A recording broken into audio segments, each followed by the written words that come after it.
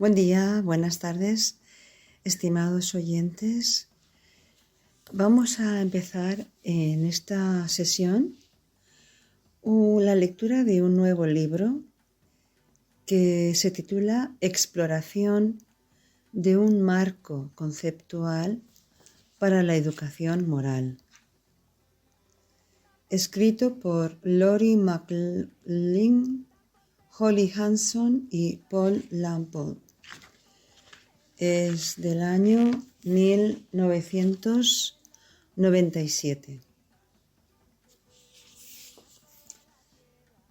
Fue escrito en inglés y fue traducido al español por Dorita Lofer.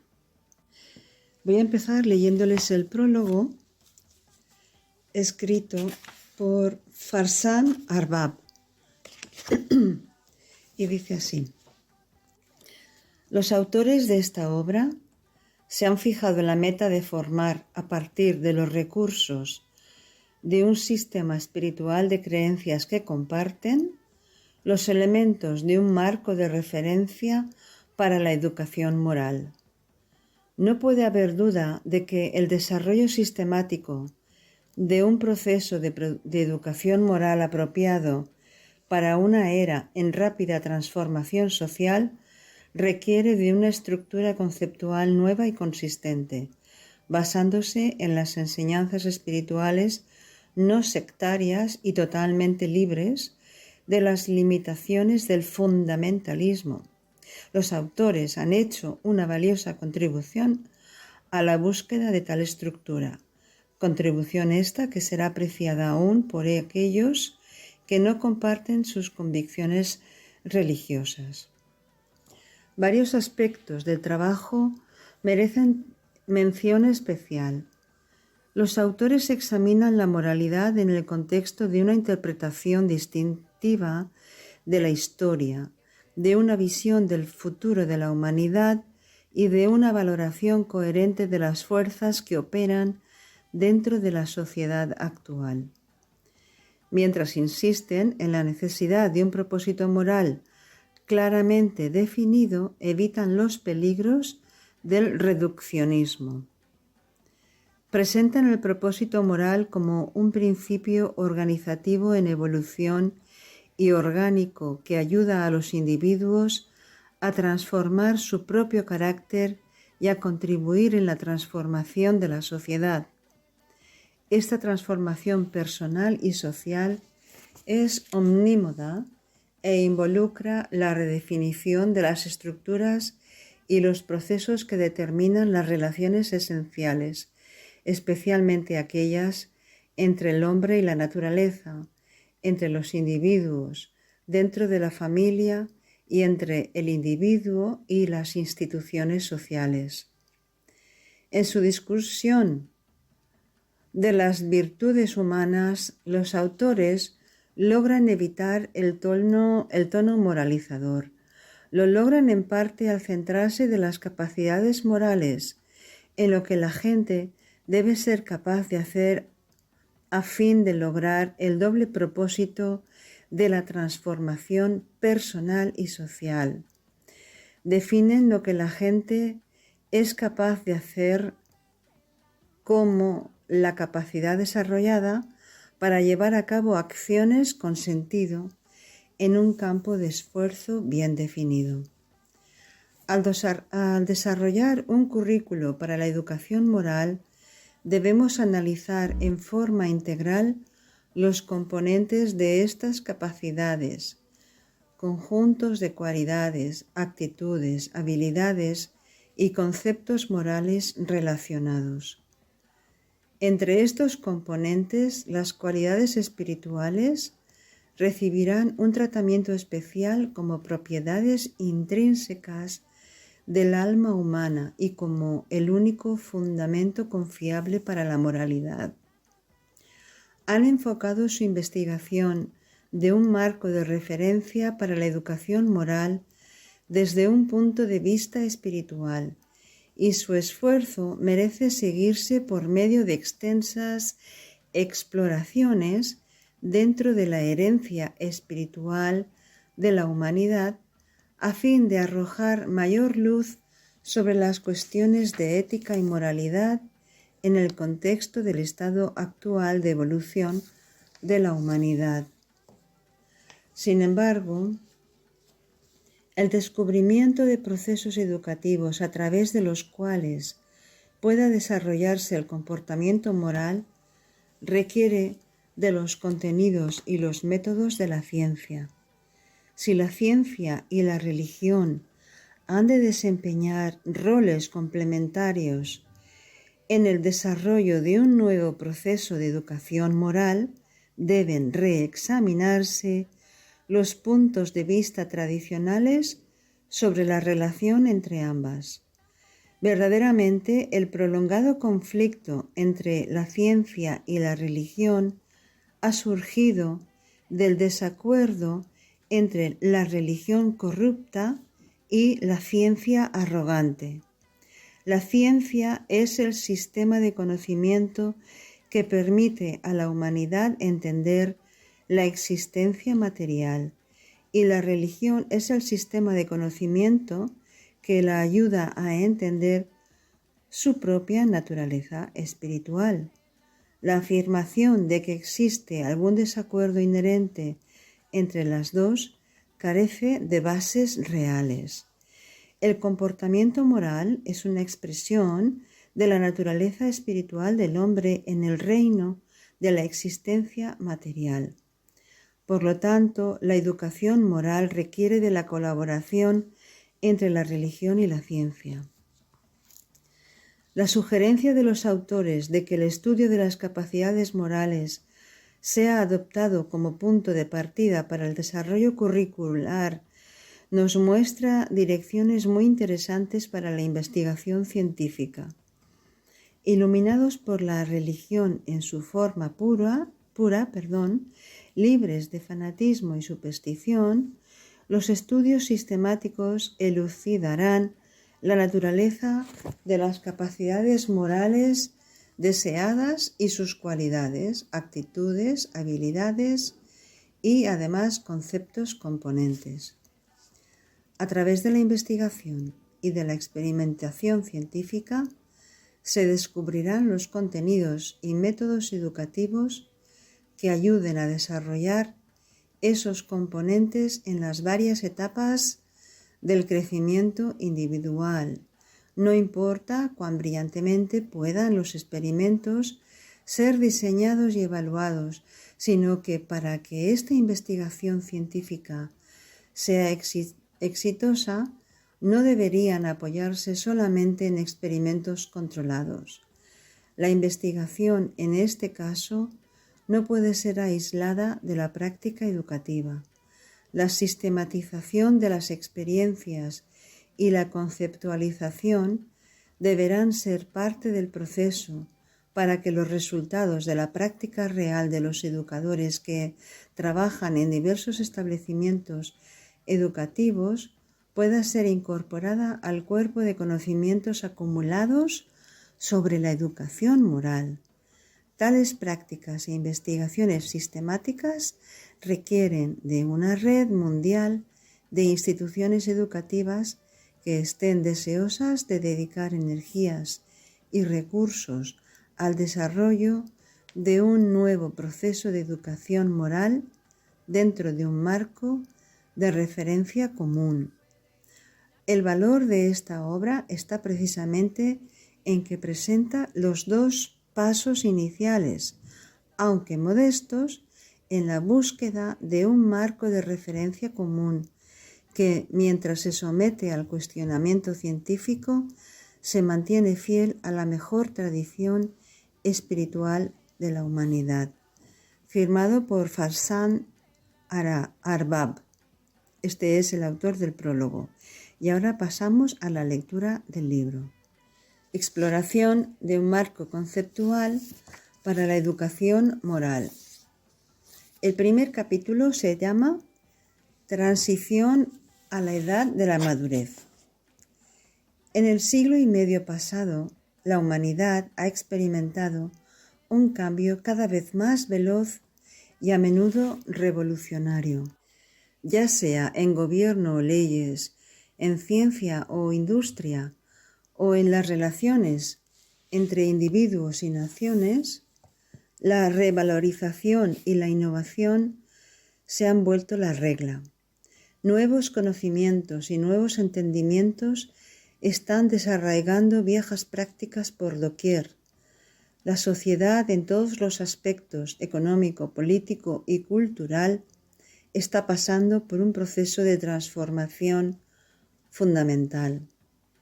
El cambio acelerado en tantas áreas de la vida humana ha planteado desafíos sin precedentes a los códigos morales y sistemas de creencias aceptados con anterioridad. La profunda crisis en que se encuentra la humanidad demuestra crudamente la ineptitud de estos sistemas para satisfacer las demandas de una edad de transformación.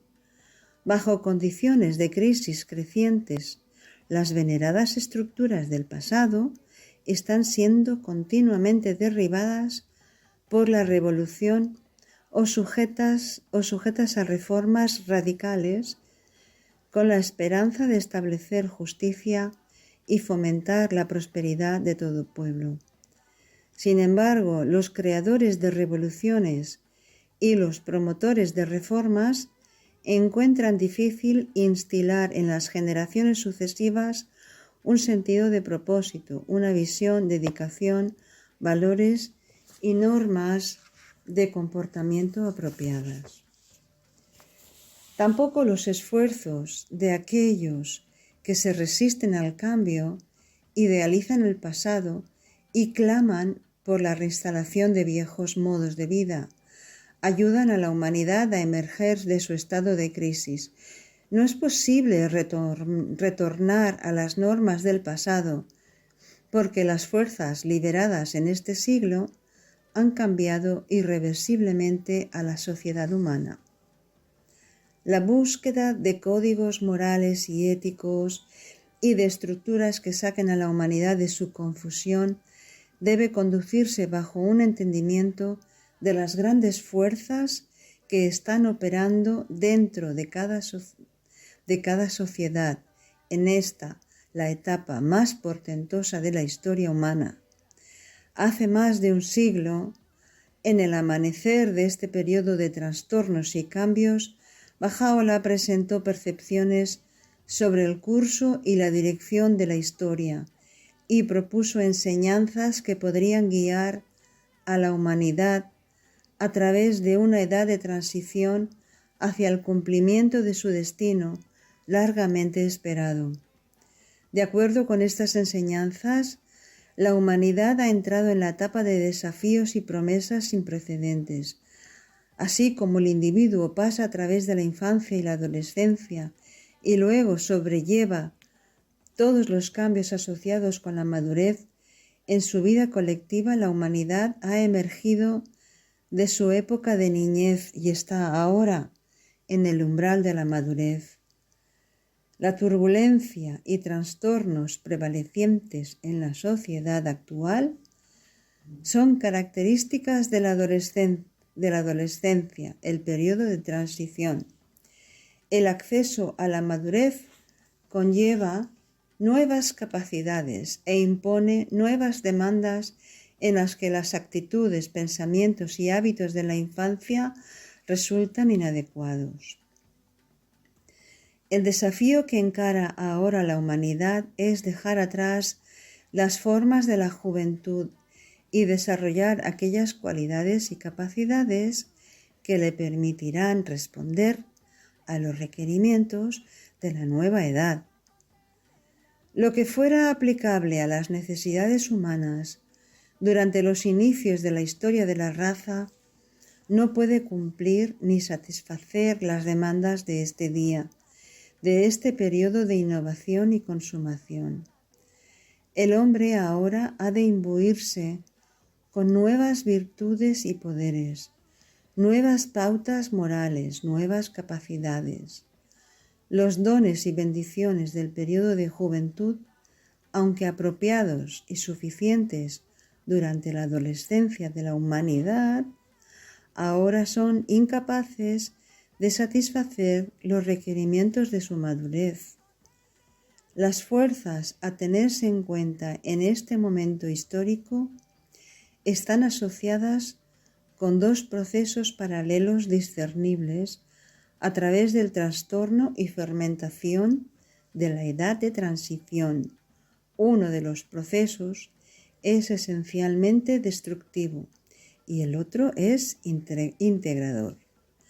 La obra de proceso destructivo es evidente en fenómenos tales como el resurgimiento de la animosidad racial y nacionalista, la difusión del terrorismo y la violencia, la descomposición de las familias y la corrosión de las relaciones humanas, los signos crecientes de sospecha y temor y la inextinguible sed de vanidades y placeres equivocados. Aunque negativas y a veces devastadoras, las fuerzas que acompañan este proceso destructivo tienden a echar abajo las barreras que bloquean el progreso de la humanidad hacia su madurez. Si los ideales largamente acariciados y las instituciones por mucho tiempo veneradas, si ciertas convenciones sociales y fórmulas religiosas han dejado de fomentar el bienestar de la mayoría de la humanidad, si ya no satisfacen las necesidades de una humanidad en continua evolución, que sean descartadas y relegadas al limbo de las doctrinas obsoletas y olvidadas, ¿por qué éstas habrían de quedar eximidas del deterioro que necesariamente se apodera de toda institución humana en un mundo sujeto a la inmutable ley del cambio y la decadencia? Pues las pautas legales, las teorías políticas y económicas han sido diseñadas solo para proteger los intereses de la humanidad toda y no para que la humanidad sea crucificada por la conservación de la integridad de alguna ley o doctrina determinada. Este último es un extracto de un libro de Shoghi Effendi llamado La meta de un nuevo orden mundial. El proceso integrador, a medida que evoluciona rápidamente, lleva a la humanidad hacia una era de realizaciones. A través de la historia, las primeras etapas de este proceso han producido sucesivamente la unidad familiar y sus variadas extensiones, la tribu, la ciudad-estado y la nación. El rasgo distintivo del periodo actual de la historia es que el proceso integrador producirá ahora su fruto más excelente, la unificación de toda la raza humana en una civilización mundial. Esta civilización mundial, como se describe en los escritos bahá'ís, no sofocará la llama de un sano e inteligente patriotismo en los corazones de los hombres, ni abolirá el sistema de autonomía nacional tan esencial para evitar los males de una excesiva centralización. No intentará suprimir la diversidad de orígenes étnicos, ni de clima, de historia, de idioma y de tradición, ni de pensamiento y de costumbres que diferencian a los pueblos y naciones del mundo. Exige una lealtad más amplia e insiste en la subordinación de los impulsos e intereses nacionales a los imperativos reclamos de un mundo unificado. Repudiará, por una parte, la excesiva centralización y por otra todos los intentos de uniformización. Su consigna será la unidad en diversidad, que no haya ningún malentendido. El principio de unidad de la humanidad pivote sobre el que giran todas las enseñanzas de Bahá'u'lláh, no es un mero estallido de sentimentalismo ignorante o una expresión de vaga y piadosa esperanza. Su llamado no debe ser identificado simplemente con un renacimiento del espíritu de hermandad y buena voluntad entre los hombres, ni tampoco tiene el solo propósito de fomentar la cooperación armoniosa entre individuos y naciones. Su significación es más profunda. Sus aspiraciones son mayores que las correspondientes a los profetas del pasado. Su mensaje es aplicable no solo al individuo, sino que atañe principalmente a la naturaleza de aquellas relaciones esenciales que han de ligar a todos los estados y naciones como a miembros de una familia humana. No constituye simplemente el enunciado de un ideal, sino que está inseparablemente vinculado a una institución apropiada para encarnar su verdad, para demostrar su validez y para perpetuar su influencia. Implica un cambio orgánico en la estructura de la sociedad actual, un cambio que todavía el mundo no ha experimentado. Es dentro de este contexto del pasaje a la madurez de la humanidad y para el surgimiento de una civilización mundial que encarne el principio de la unidad en diversidad, que un nuevo proceso de educación moral debe enseñar a las siguientes generaciones, con una visión clara de los requerimientos de la edad de la madurez. Los individuos desarrollados por tal proceso educativo se esforzarán por contribuir a la transformación de la sociedad actual. Animados constantemente a expresar más plenamente las virtudes inherentes en la humanidad, atentos a la necesidad de extirpar las faltas, los hábitos dañinos y las tendencias retrógradas heredadas de su medio ambiente y, sin embargo, conscientes de las singulares características y contribuciones de sus propias naciones y pueblos, ellos prestarán su fortaleza a los procesos que contrarresten las fuerzas negativas que minan los fundamentos de la existencia humana y se alinearán con las fuerzas que guían a la humanidad a través de su etapa actual de evolución. Yo creo que será alinearán, pero bueno, no sé si es una errata. Pues aquí termina el capítulo primero, que decía que el título es Transición de la edad a la madurez, a la edad de la madurez. Es una transición que aquí los autores dicen que de la infancia han pasado muchas cosas, en la adolescencia también de la humanidad, pero ahora tenemos que mirar ya a cuáles son las características y los requisitos que una madurez para la humanidad necesita. Estos son más o menos los rasgos de lo que hemos leído.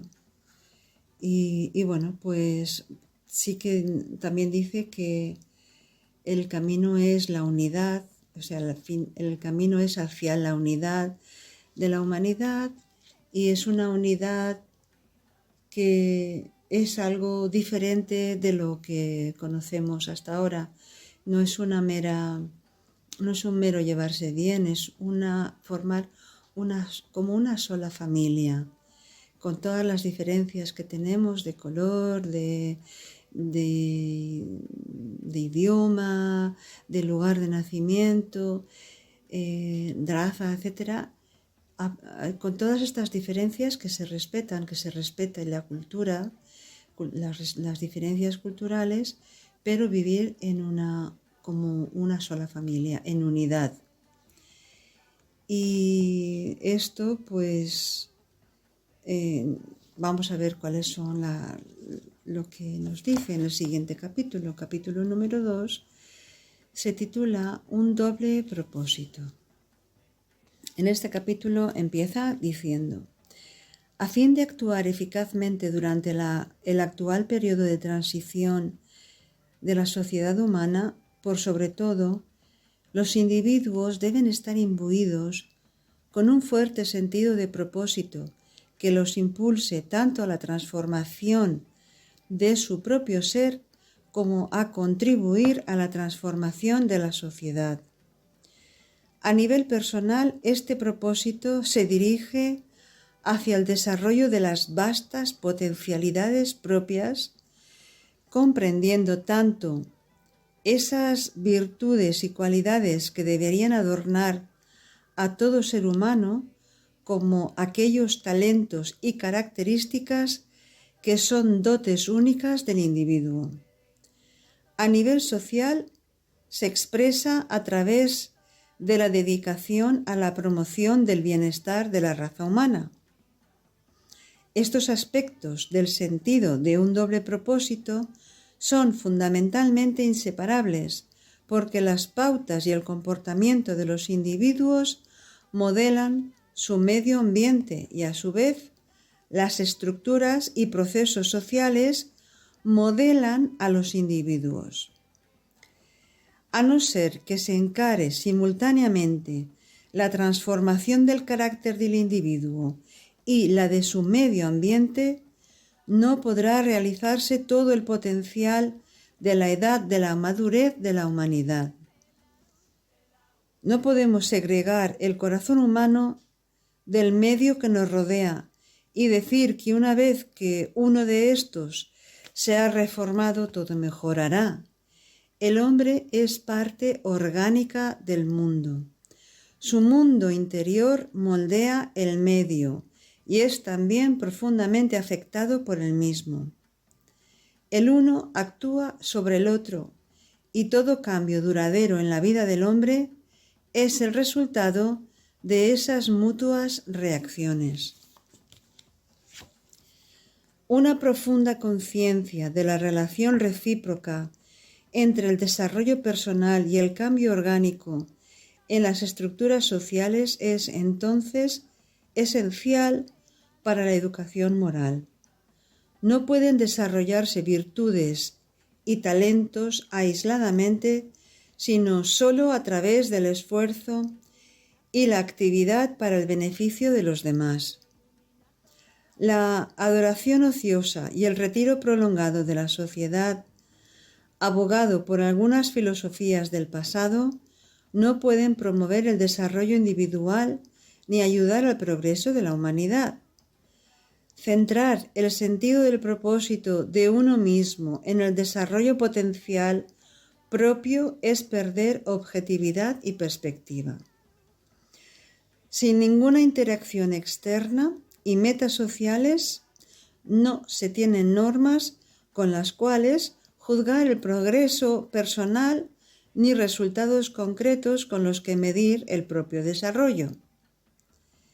Una persona que olvida la dimensión social del propósito moral es propensa a formar formas sutiles de ego, combinaciones de sentimientos de culpa, de vanagloria y autocomplacencia.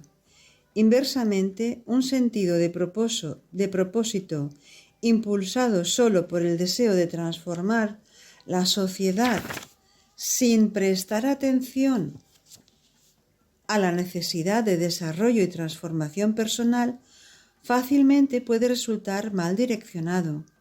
La persona que culpa a la sociedad por todo lo malo e ignora la importancia de la responsabilidad individual pierde respeto y compasión por los demás y es propensa a actos de crueldad y opresión. La transformación social es una empresa extremadamente frágil si está divorciada del deseo de transformar el propio carácter.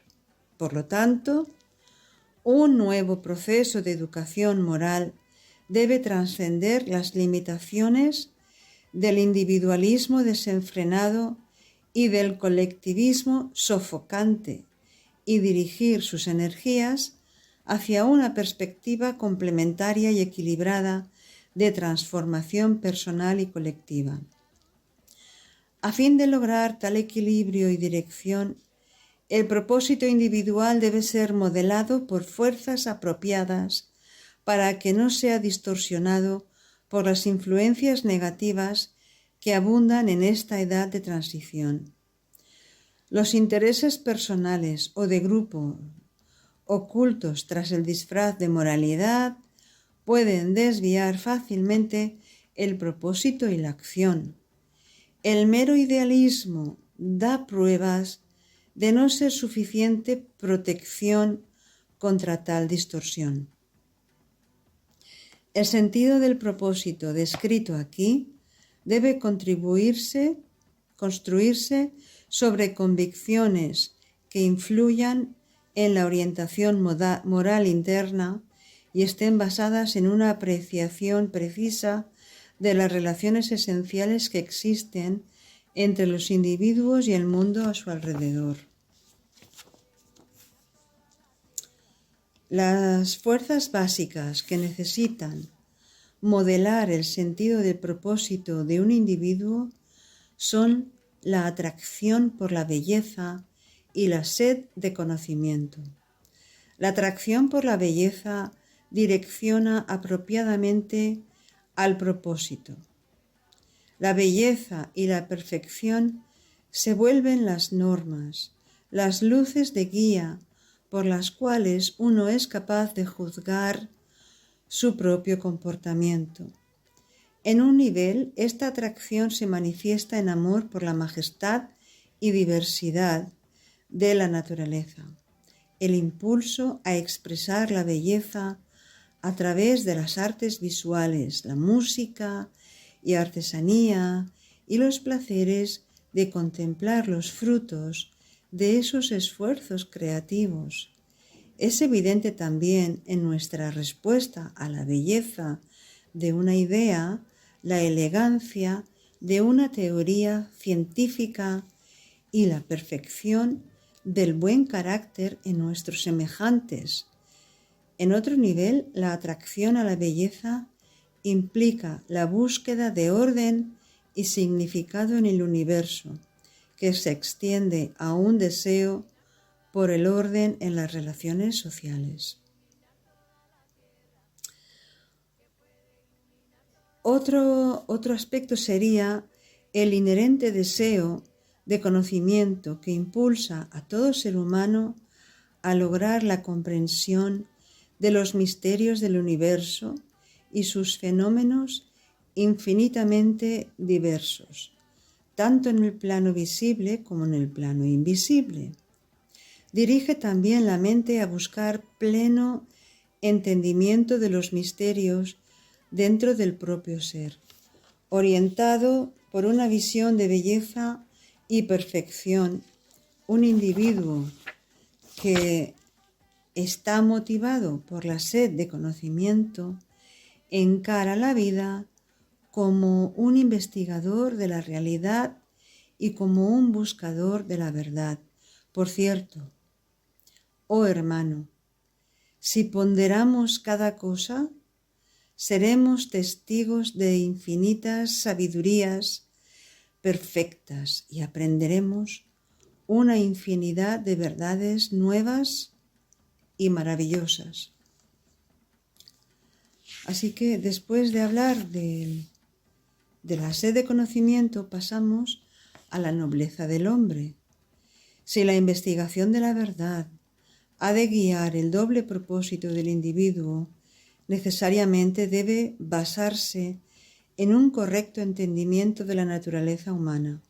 Las enseñanzas Bahá'í sostienen que la naturaleza humana tiene dos aspectos, el material y el espiritual.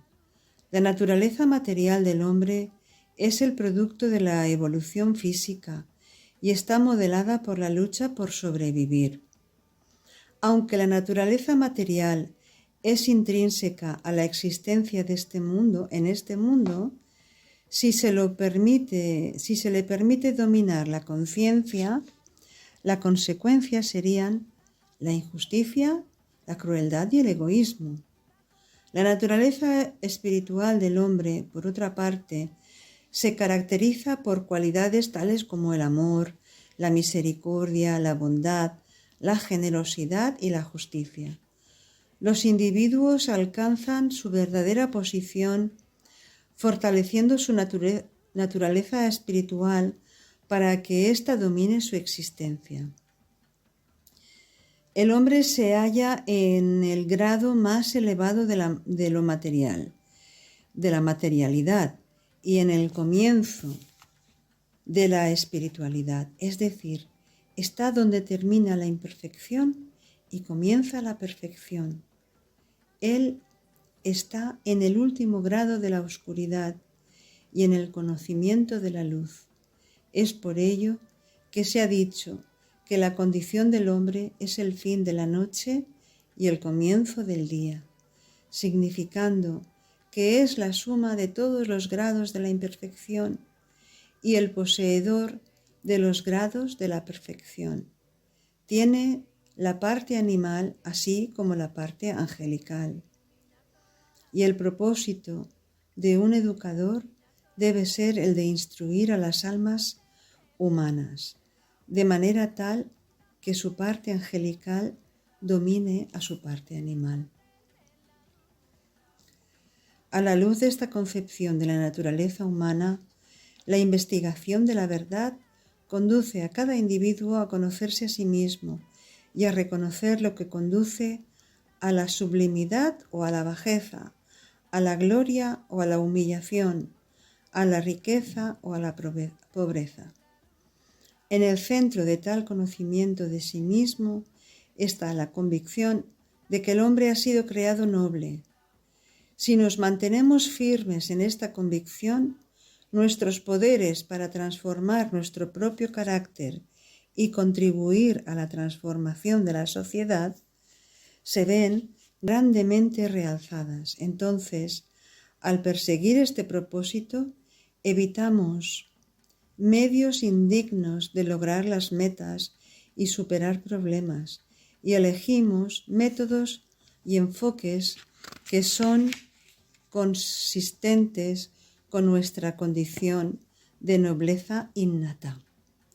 Debemos esforzarnos incesantemente y sin descanso para lograr el desarrollo de la naturaleza espiritual en el hombre y empeñarnos con incansable energía para hacer avanzar a la humanidad hacia la nobleza de su verdadera y destinada posición. Y es que el conocimiento de uno mismo y de los misterios del universo es realzado y al mismo tiempo contribuye con la conciencia de la unidad orgánica de la raza humana. La convicción de la unidad de la humanidad permite a cada individuo sentirse parte de un todo orgánico y comprender que el prejuicio a cualquier parte resulta un prejuicio para todos. Que los logros de unos se construyen sobre los sacrificios y logros de otros, y que la realización personal reside en el bienestar y la felicidad de sus semejantes.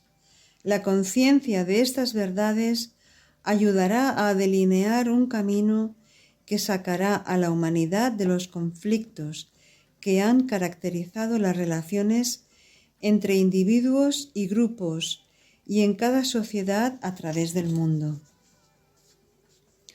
La determinación de eliminar la injusticia de la sociedad y combatir la crueldad y el prejuicio ya no estará moldeada por la angustia y el odio. La acción moral está imbuida de sentimientos de amor, armonía y bondad que solo pueden ser engendrados por una firme creencia en la unicidad de la humanidad. Uno de los frutos de la libre investigación de la realidad y que resulta indispensable para la integridad moral es la visión de que la existencia humana se extiende más allá de las exigencias de la vida diaria.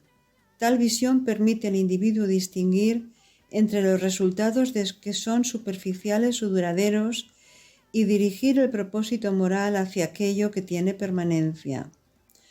A menudo el logro de objetivos valiosos requiere autosacrificio. Esto puede lograrse alineándose con aquello que es superior a nosotros. Comprender las realidades eternas de la existencia ayuda a definir la naturaleza de la verdadera felicidad y no conduce al ascetismo, sino a una vida gozosa, libre de incesantes deseos de satisfacción inmediata. Un dato más es el servicio, un doble propósito que las fuerzas y convicciones antes mencionadas modelan y dirigen, solo pueda encontrar su expresión en una vida de servicio. Un proceso de educación moral que fomenta estas convicciones conduce al entendimiento de que la perfección de nuestro carácter encuentra su expresión natural en los esfuerzos por servir a otros y que nuestro deseo de servir a los demás acrecienta el refinamiento de nuestro carácter. De este modo, la motivación de ayudar a llevar adelante una civilización en constante avance no es impuesta desde el exterior, sino que surge del interior del individuo y está inextricablemente ligada con las oportunidades de desarrollo personal. Ayudar a otros y ayudarse a sí mismo se transforman en dos aspectos de un solo proceso. El servicio une la realización del potencial del individuo con el de llevar adelante a la sociedad y asegura la integridad de nuestro sentido del propósito moral. Pues aquí termina este segundo capítulo, estimados oyentes, y vemos que habla de un doble propósito, en nuestra vida, ¿no? Que es desarrollar nuestras cualidades, mejorar nuestro carácter y también aportar nuestro servicio para la transformación de la sociedad, porque dice que si solamente el individuo se transforma, pero no hay una transformación en la sociedad, pues entonces esto está incompleto, algo está pasando. De la misma manera que la sociedad tampoco puede transformarse en algo mejor si los individuos a su vez también lo hacen. Si no lo hacen, no puede ser. Y por esto una de las características para esta transformación es el amor por la belleza y por la perfección. Y estos son normas, se vuelven en normas que nos guían. Queremos hacerlo todo bien, queremos que nuestras relaciones sean bellas, que sean lo mejor, lo más perfectas posibles. Por esto somos capaces, por este amor a la belleza que tenemos, podemos apreciar una buena pieza de música, la artesanía, podemos contemplar lo que otras personas han hecho con su esfuerzo, con su creatividad y también pues podemos meditar en la naturaleza y contemplar cuán bella es, ¿no? Los árboles, las flores, las praderas, los ríos, los mares, toda esta admiración, este amor a la belleza, esta atracción por la belleza nos ayuda y nos impulsa también a mejorarnos, a perfeccionarnos, en tanto en nuestro carácter como en nuestras capacidades. Queremos aprender más cosas. Luego otra cosa que también nos habla es de esta sed de conocimiento, que es inherente a nosotros. Necesitamos aprender, queremos saber más y investigar. Y no simplemente lo que alguien nos dice, creerlo a pie juntillas.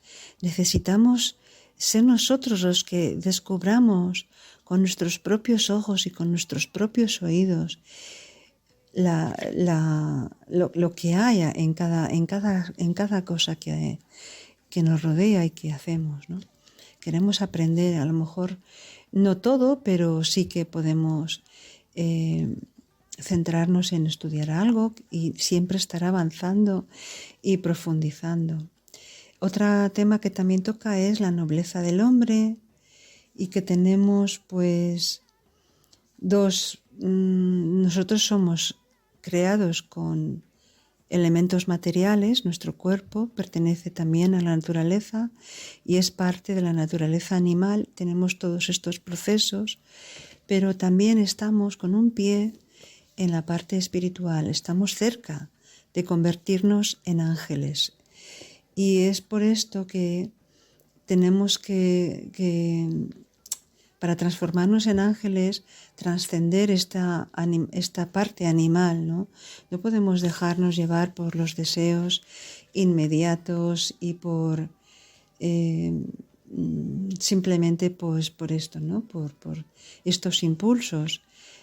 Por esto modelamos nuestro carácter para llegar a esta parte más espiritual, donde estaremos más cerca de los ángeles que de los animales. Y por esto necesitamos conocernos a nosotros mismos y conocer lo que nos eleva y lo que nos lleva a la bajeza, ¿no? Lo que nos hace más sublimes o lo que nos hace más malvados, o no sé qué palabra utiliza el libro, no recuerdo, pero nos lleva a la humillación. Luego también nos habla de la unidad y de la trascendencia y del bienestar y del servicio. Lo importante que es el servicio para esta transformación de la humanidad. Si mejoramos nuestro carácter, necesitamos también ese carácter se expresa en acciones y vemos qué necesitan las personas de nuestra familia, de nuestro entorno, qué podemos ayudar, cómo podemos contribuir a que la humanidad sea más feliz, contribuir a una civilización que está avanzando continuamente en algo mejor, para algo mejor. No lo vamos a conseguir de un día a otro, pero sí podremos ir avanzando pasito a pasito si así nos lo proponemos. Pues aquí les dejo, estimados oyentes, hasta la próxima semana, deseándoles que sean muy felices y confiando que esta lectura les haya sido de agrado y les haya inspirado para que puedan meditar en alguno de estos temas. Hasta pronto, que sean felices. Toda la tierra.